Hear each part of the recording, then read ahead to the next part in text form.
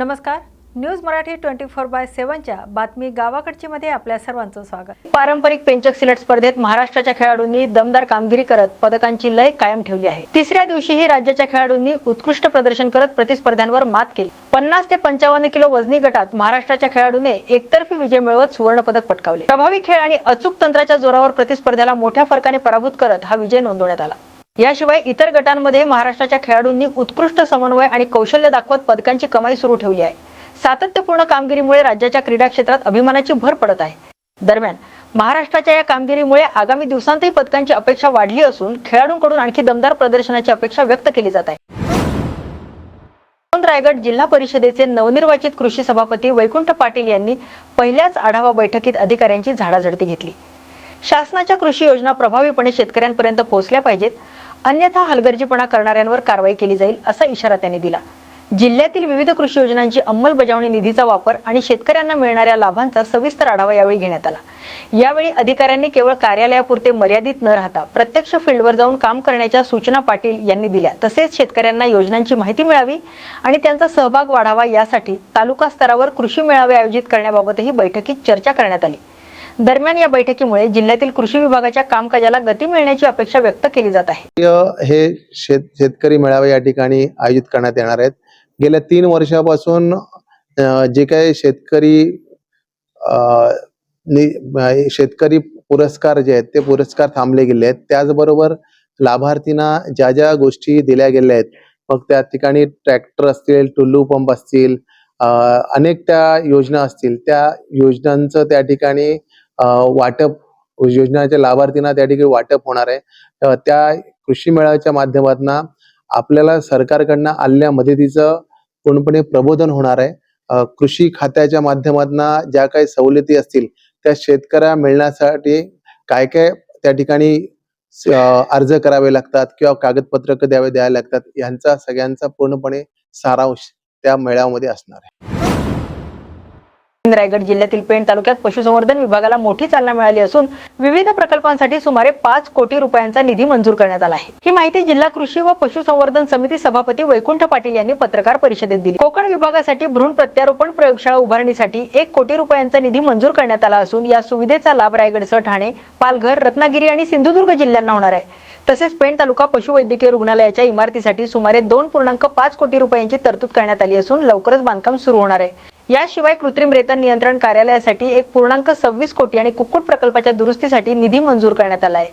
या निधीमुळे पशुपालक आणि शेतकऱ्यांना मोठा आधार मिळणार असल्याची अपेक्षा व्यक्त केली जात आहे. दरम्यान या उपक्रमांमुळे पशुसंवर्धन विभागाच्या कामकाजाला गती मिळणार असून स्थानिक स्तरावर समाधान व्यक्त केले जात आहे. पेण पशुसंवर्धन कार्यालयामध्ये नवीन इमारतींचं बांधकाम चालू आहे.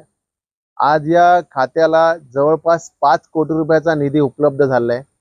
2.5 कोटी रुपयामध्ये जवळपास नवीन इमारत बांधकाम चालू आहे. त्याचबरोबर IVF सेंटर म्हणजे गायींचं IVF सेंटरसाठी जवळपास 1.25 कोटी रुपये निधी या ठिकाणी उपलब्ध होऊन बिल्डिंग तयार होत आहे. या ठिकाणी शेडसाठी गायींच्या शेडसाठी त्या ठिकाणी जवळपास 35 लाखाचा निधी त्या ठिकाणी उपलब्ध होऊन काम चालू आहे. त्या ठिकाणी त्या बाजूला कुक्कुटपालनाच्या माध्यमातून पोल्ट्री शेडसाठी जवळपास 15 लाखाचा निधी या ठिकाणी उपलब्ध आहे. निश्चितपणे पशुसंवर्धन खातं हे नवीन, नाविन्यपूर्ण आणि त्याचबरोबर आज पेण हे जिल्ह्याचं मध्यवर्ती सेंटर असताना या ठिकाणी चांगल्या इमारती व चांगला परिसर व्हावा या हेतूने ही कामं चालू आहेत. ही कामं चालू असल्या कारणाने या ठिकाणी कचरा आणि ह्या सगळ्या गोष्टी या ठिकाणी जमा झालेल्या आहेत. निश्चितपणे या ठिकाणी भव्य दिव्य असं पशुसंवर्धन खात्याचं हॉस्पिटल, IVF हॉस्पिटलचं या ठिकाणी उद्घाटन होणार आहे. त्याचबरोबर बिल्डिंग या ठिकाणी कार्यालय होणार आहे. त्याचबरोबर शेल्टर होणार आहे. निश्चितपणे ज्या प्रकारे राज्य सरकारने व केंद्र सरकारने दिलेल्या दिशा व मार्गदर्शिका आहेत त्याप्रमाणे या ठिकाणी कामकाज चालू राहील. हे खातं आता पहिल्यासारखं खातं हे थांबलेलं खातं राहणार नाही, तर हे खातं चांगले घौडदौड करत आज निश्चितपणे मला या ठिकाणी सांगायचं वाटतं की सन्माननीय मोदीजींच्या नेतृत्वाखाली, सन्माननीय देवेंद्रजींच्या नेतृत्वाखाली, सन्माननीय पंकजाताई मुंडे यांच्या मार्गदर्शनाखाली या खात्याला गेल्या अनेक वर्षामध्ये महाराष्ट्रात 400 कोटीचा निधी उपलब्ध होता. परंतु या वर्षी जवळपास 4,500 कोटी रुपये या खात्याच्या मार्फत आज वर्ग झाले आहेत. या खात्याच्या माध्यमातून चांगली चांगली कामं करणं हे आमचं आद्य कर्तव्य राहणार आहे. त्याचबरोबर परिसरातील या ज्या बिल्डिंग आहेत त्या बिल्डिंगचं या ठिकाणी काम चालू आहे आणि त्या सुसज्ज अशा बिल्डिंग या ठिकाणी तयार होणार आहेत. त्याच्यामुळे निश्चितपणे या खात्याला दिशा मिळणार आहे. मला या खात्याच्या बाबतीत बोलायचं झालं तर खूप अभिमान वाटतो की आपण या खात्यावर या ठिकाणी रूट बसल्यानंतर त्या ठिकाणी 4,500 कोटीचा निधी या खात्याच्या माध्यमातून सर्वसामान्य शेतकरी कष्टकरी जनतेला मिळणार आहे. हाच मोठा मला खेड तालुक्यात महावितरणच्या कामांवरून सुरू असलेले आरोप प्रत्यारोपांच्या पार्श्वभूमीवर उबाठा पक्षाचे आमदार बाबाजी काळे यांनी पत्रकार परिषद घेत विरोधकांना ठोस उत्तर दिले. यावेळी त्यांनी महावितरणच्या कामांचे सविस्तर दस्तऐवज, खर्चाचा तपशील आणि प्रत्यक्ष कामांची छायाचित्रे सादर करत सर्व कामे नियमानुसार आणि पारदर्शक पद्धतीने झाल्याचा दावा केला. कोणत्याही प्रकारचा गैरव्यवहार झालेला नसल्याचे त्यांनी स्पष्ट केले. विरोधकांकडून जाणीवपूर्वक चुकीची माहिती पसरवली जात असल्याचा आरोप करत प्रत्येक कामाचा हिशोब देण्यास आम्ही तयार आहोत, असेही काळे यांनी म्हटले. दरम्यान या प्रकरणामुळे स्थानिक राजकारणात वातावरण तापले असून येत्या काळात आरोप प्रत्यारोप आणखी तीव्र होण्याची शक्यता व्यक्त केली जात आहे. परभणी जिल्ह्यातील सेलू तालुक्यात रासायनिक खतांच्या वाढत्या किंमतीविरोधात शेतकऱ्यांनी तीव्र नाराजी व्यक्त केली आहे. खत कंपन्यांकडून करण्यात आलेल्या दरवाढीमुळे आगामी खरीप हंगाम धोक्यात येण्याची भीती व्यक्त करत तालुका दबाव गटाने कृषी मंत्र्यांकडे साकडे घातले आहे. शेतकऱ्यांच्या म्हणण्यानुसार गेल्या काही वर्षांत कधी अतिवृष्टी तर कधी दुष्काळामुळे शेती आधीच संकटात आहे. त्यातच बाजारात शेतमालाला योग्य दर मिळत नसल्याने अडचणी वाढल्या आहेत. याशिवाय खते, बियाणे आणि औषधांच्या कृत्रिम टंचाईसह काळाबाजार होत असल्याचेही आरोप करण्यात आले आहेत. कृषी विभागाकडून योग्य नियंत्रण नसल्याने व्यापाऱ्यांकडून चढ्या दराने विक्री होत असल्याचे सांगत अप्रमाणित बियाणे आणि औषधांची विक्री थांबवण्याची मागणी करण्यात आली आहे. तसेच शेतकऱ्यांना दर्जेदार आणि मुबलक पुरवठा सुनिश्चित करण्यासाठी तातडीने उपाययोजना कराव्यात असे निवेदनात नमूद करण्यात आले आहे. दरम्यान या प्रश्नावर शासनाने लवकर निर्णय घ्यावा, अन्यथा शेतकऱ्यांचे नुकसान होण्याची शक्यता व्यक्त केली जात आहे. परभणी शहरातील गव्हाणे चौक परिसरातील महानगरपालिकेच्या नेहरू उद्यानाची दुरवस्था समोर आली आहे. उद्यानाच्या विकासासाठी लाखो रुपयांचा निधी खर्च करण्यात आला असला तरी सध्या हे उद्यान ओस पडल्याचे चित्र दिसत आहे. चारही बाजूंनी संरक्षण भिंत आणि आतमध्ये रस्त्यांची सुविधा उभारण्यात आली असली तरी देखभाली अभावी उद्यानाची अवस्था खालावली आहे. एकेकाळी नागरिक आणि पर्यटकांचे आकर्षण असलेले हे उद्यान आता दुर्लक्षामुळे निष्क्रिय झाल्याचे दिसून येत आहे. लहान मुलांसाठी उभारण्यात आलेली खेळणी गवत आणि काटेरी झुडपांमध्ये झाकली गेली असून स्वच्छतेचा अभाव जाणवत आहे. काही ठिकाणी असामाजिक घटकांची वर्दळ वाढल्याचेही स्थानिकांकडून सांगितले जात आहे. दरम्यान विकासासाठी झालेला खर्च वाया गेल्याची भावना नागरिकांनी व्यक्त करत उद्यानाची तात्काळ देखभाल व सुधारणा करण्याची मागणी केली आहे. शहराच्या भरवस्तीत असलेलं महानगरपालिकेचं हे नेहरू उद्यान शहरातील प्रदूषण पासून मोकळा श्वास मिळावा यासाठी मागील अनेक वर्षापासून या उद्यानामध्ये महानगरपालिकेच्या वतीने लाखो रुपयांचा निधी खर्च करण्यात आला आहे. परंतु सध्या उद्यानाची जी अवस्था पाहता हा निधी गेला कुठे असा प्रश्न आता परभणीकरांना पडला आहे. या उद्यानावर लाखो रुपये खर्च करून सुद्धा हे उद्यान सध्या ओस पडल्याचे चित्र पाहावयास मिळत आहे. या प्रकरणी आता महानगरपालिकेने लक्ष घालून या उद्यानाचा विकास करावा अशी मागणी परभणीकर करत आहेत. मोहसिन अहमद खान, न्यूज मराठी, परभणी. परभणी जिल्ह्यातील सेलू येथील नूतन विद्यालय शिक्षण संस्थेच्या गिल्डा सभागृहाचे SSC 1972 बॅचच्या आर्थिक सहयोगातून नूतनीकरण करण्यात आले असून या सभागृहाचे उद्घाटन नुकतेच पार पडले. या कार्यक्रमाला विविध मान्यवरांची उपस्थिती लाभली. नूतनीकरणामुळे सभागृहाची सुविधा अधिक सुधारली असून शैक्षणिक आणि सांस्कृतिक उपक्रमांसाठी त्याचा उपयोग होणार आहे.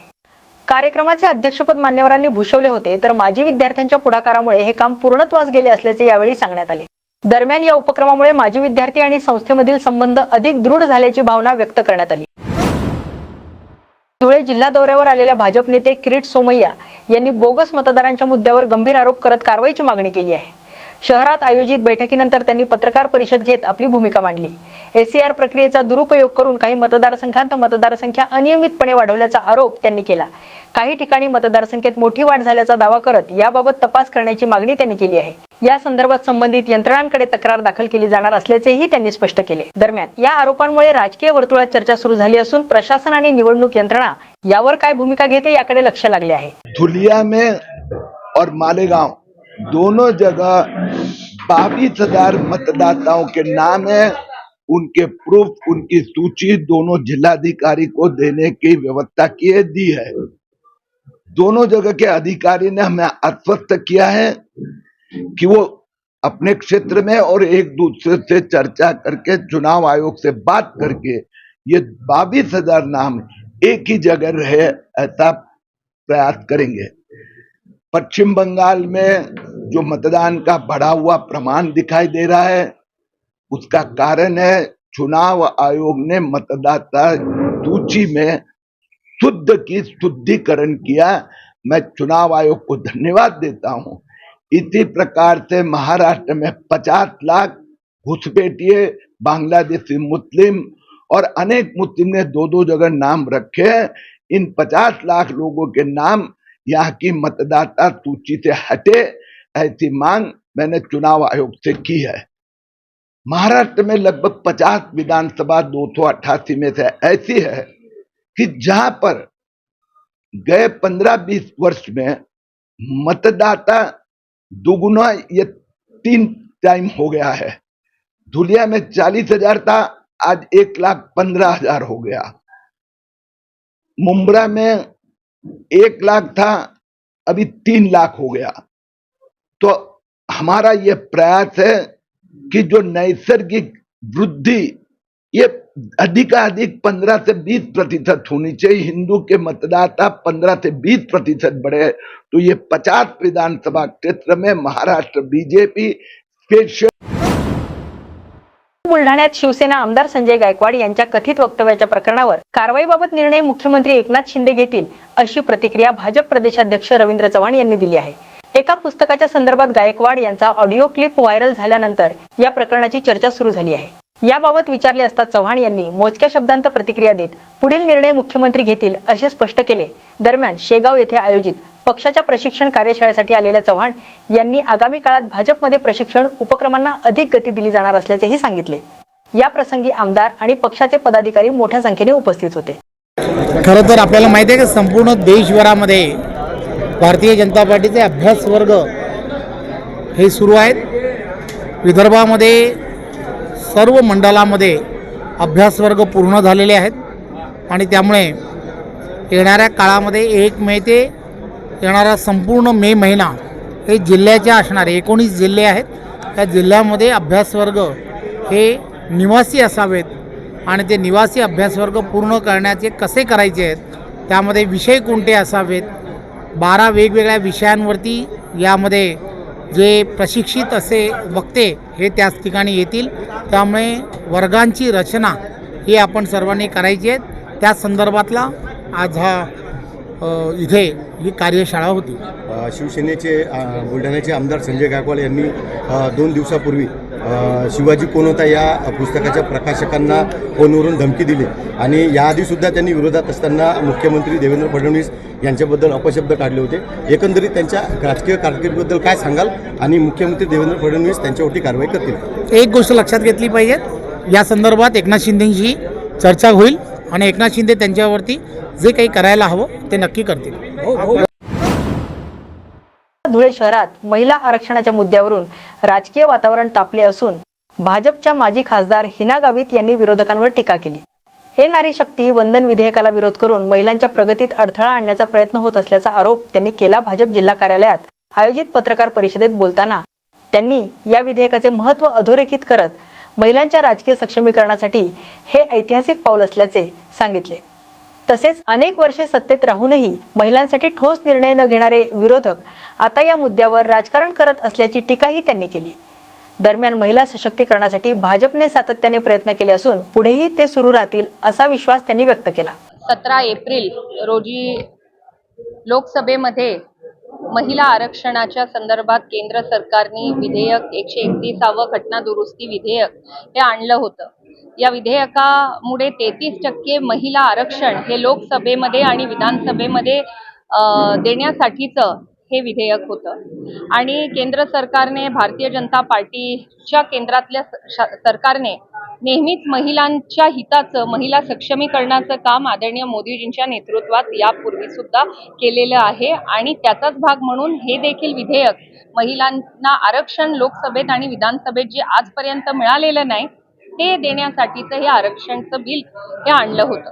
काँग्रेस पक्षाने नेहमीप्रमाणे महिलांच्या विरोधातली भूमिका घेत या बिलाच्या विरोधात त्यांनी मतदान केलं आणि त्यांच्यासोबतच TMC आहे, RJD आहे, DMK, समाजवादी पक्ष हे जे विरोधी पक्षातील जे घटक पक्ष आहेत यांनी सुद्धा या विधेयकाच्या विरोधात, हे केवळ शासनाने आणलेलं विधेयक म्हणून विरोध केला नाही, तर मुळातच हे सर्व जे विरोधातले जे पक्ष आहे हे महिला विरोधी पक्ष आहे. आणि त्यांनी एवढे वर्ष काँग्रेसचं सरकार देशात होतं, कधीच त्यांनी महिलांच्या आरक्षणाचं त्यांनी विचार केला नाही, विधानसभेत नाही, लोकसभेत नाही. परंतु जेव्हा भारतीय जनता पार्टीने मोदीजींच्या नेतृत्वात हे 33% आरक्षणाचं विधेयक आणलं, तर अत्यंत तीव्र विरोध करत हे विधेयक त्यांनी नामंजूर केलं. आणि नामंजूर केल्यानंतर अक्षरशः त्यांनी त्या ठिकाणी बाकं वाजवून आनंद उत्साह साजरा केला. आज देशातील अर्धी लोकसंख्या ही महिलांची आहे, जवळजवळ 70 कोटी महिला आज देशात आहे. आणि हे विधेयक नामंजूर करणं म्हणजे महिलांचा एक खूप मोठा अपमान आहे. देशाचे धोरणं निश्चित करण्यामध्ये, या ठिकाणी परराष्ट्र धोरण असेल, आर्थिक धोरण असेल, सुरक्षेचं धोरण असेल, या वेगवेगळ्या धोरणांमध्ये महिलांचा मोठा सहभाग हा 33% आरक्षण दिल्यामुळे वाढू शकला असता. आज देशात 74 महिला खासदार आहे, त्याची संख्या वाढून 273 एवढी संख्या महिला खासदारांची होऊ शकली असती. परंतु काँग्रेस पक्षाने विरोध केला आणि त्यांच्यासोबत इतरही विरोधी पक्षांनी विरोध केला आणि हे विधेयक त्यांनी मंजूर होऊ दिलं नाही. म्हणून मी सर्व महिलांच्या वतीनं काँग्रेस पक्षाचा तीव्र शब्दांमध्ये निषेध करते आणि येणाऱ्या निवडणुकांमध्ये काँग्रेस आणि त्यांच्यासोबतचे जे विरोधी पक्ष आहे त्यांनी केलेली चूक ही या ठिकाणी महिला त्यांना शिक्षा देऊन नक्कीच हे दाखवतील असा माझा विश्वास आहे. चंद्रपूरमध्ये नारी शक्ती वंदन विधेयकाच्या मुद्द्यावरून राजकीय वातावरण तापले असून भाजप महिला मोर्चाच्या प्रदेश सरचिटणीस अलका आत्राम यांनी विरोधकांवर टीका केली आहे.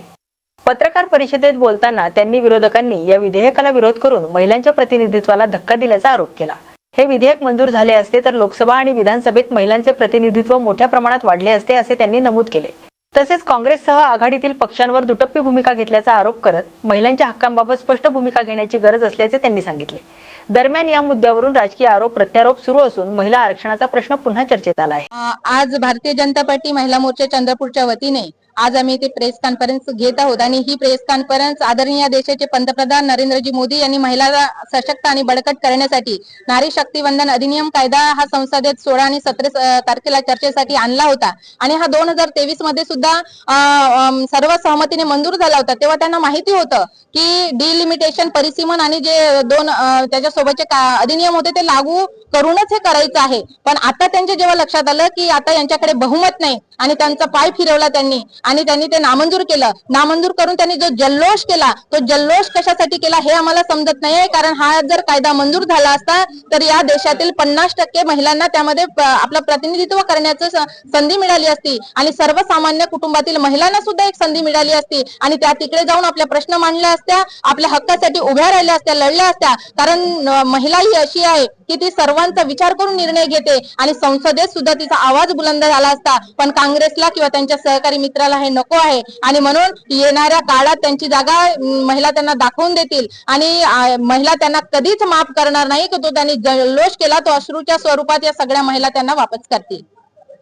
आणि मला एवढंच सांगायचं आहे की या विभागाच्या या जिल्ह्याच्या खासदार या महिला खासदार आहेत. पण या महिला खासदारांनी सांगितलं की मी महिला आहे, मला महिला आरक्षण नकोय. पण ताई मला तुम्हाला एवढंच सांगायचं आहे की तुम्ही महिला खासदारांच्या पत्नी म्हणून प्रतिनिधित्व करायला गेलात. जेव्हा तुमचे पती खासदार होते तेव्हा तुम्ही आमदार झालात आणि तेव्हा जर तुम्ही म्हणाला असतात की माझे पती खासदार आहेत आणि सामान्य महिलेला एखाद्याला संधी द्या तर नक्कीच आम्ही म्हणालो असतो. पण परवाचा तुम्ही विषय का राणी हिराई महोत्सव, की जो राणी हिराई महोत्सव एका महिलेचा जिने इंग्रजांच्या काळात लढा दिला आणि त्या राणी हिराईचा महोत्सव असताना ताईंना आपला इगो हर्ट झाला आणि तिथे मात्र ताईंना महिला आठवली. अशी दुतोंडी काँग्रेस की जे दोन तोंडांनी बोलतं, एकीकडे म्हणते की मला आरक्षण नकोय आणि दुसऱ्या वेळी क्षणामध्ये की मी महिला आहे म्हणून माझ्यावर, मग तेव्हा त्यांना महिलांचा, अशी दुतोंडी काँग्रेस आहे. यांच्याकडून आपण काय. बीड शहरात ऐतिहासिक भिडेवाडा चित्ररथाचे आगमन झाले असून शहर एका प्रेरणादायी क्षणाचा साक्षीदार ठरत आहे. महात्मा ज्योतिराव फुले आणि सावित्रीबाई फुले यांनी पुण्यात सुरू केलेल्या देशातील पहिल्या मुलींच्या शाळेचा वारसा जपणारा हा चित्ररथ छत्रपती शिवाजी महाराज चौकात दाखल झाला. शिक्षण, समता आणि सामाजिक परिवर्तनाचा संदेश देणारा हा उपक्रम नागरिकांचे लक्ष वेधून घेत आहे. महात्मा फुले समता परिषदेच्या वतीने चित्ररथाचे स्वागत करण्यात आले असून मोठ्या संख्येने नागरिकांनी उपस्थित राहून या सोहळ्याचा अनुभव घेतला. दरम्यान या उपक्रमातून फुले दाम्पत्यांच्या कार्याची प्रेरणा पुढील पिढीपर्यंत पोहोचवण्याचा प्रयत्न करण्यात येत असल्याचे आयोजकांनी सांगितले. या ठिकाणी आपण आणलेले आहे. या संपूर्ण बीडवासियांनी या थोर महापुरुषांचे असतील, क्रांतीसूर्य महात्मा ज्योतिबा फुले असतील, भारतरत्न डॉक्टर बाबासाहेब आंबेडकर जे असतील, त्यानंतर छत्रपती शिवाजी महाराज असतील, छत्रपती शाहू महाराज असतील, यांचे विचार जिवंत ठेवण्याची आज गरज आहे आणि या माध्यमातूनच आपण हे विचार लोकांपर्यंत नेण्याचं काम या ठिकाणी करतो.